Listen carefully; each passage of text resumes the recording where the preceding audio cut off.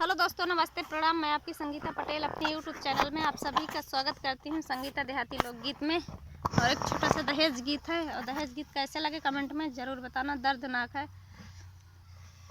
देशवा उजाड़ के अंग्रेज ले गइल, देशवा उजाड़ के अंग्रेज ले गइल, बाकी जौन बचाऊ दहेज ले गइल, बाकी जौन बचाऊ दहेज ले गइल, देशवा उजाड़ के अंग्रेज ले गइल, देशवा उजाड़ के अंग्रेज ले गइल, बाकी जौन बचाऊ दहेज ले गइल, बाकी जौन बचाऊ दहेज ले गइल। लड़का के मोल होला लाखों हजार में, लड़के के मोल होला लाखों हजार में, दुल्हा के नाम दहेज के बाजार में।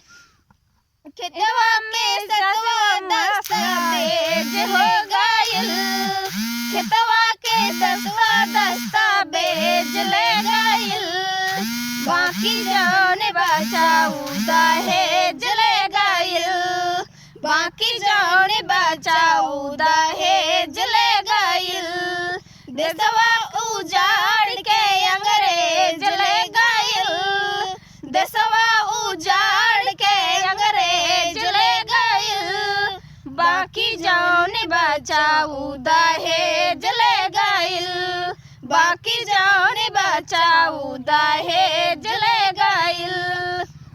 बिटिया के लादी जाला चाहे खूब गहना, बिटिया के लादी जाला चाहे खूब गहना, तउए पे आवेला दहेज के उलहना, तउए पे आवेला दहेज के उलहना।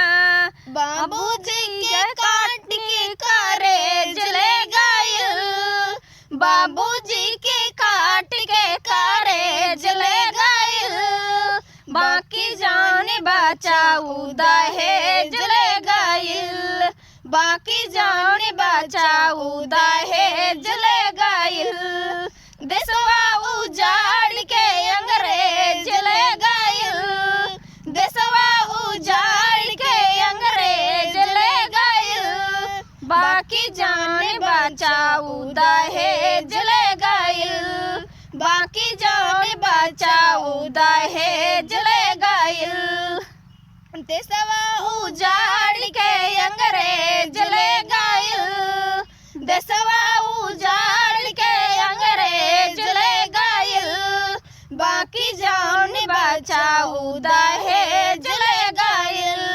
बाकी जौन बचाऊ दहेज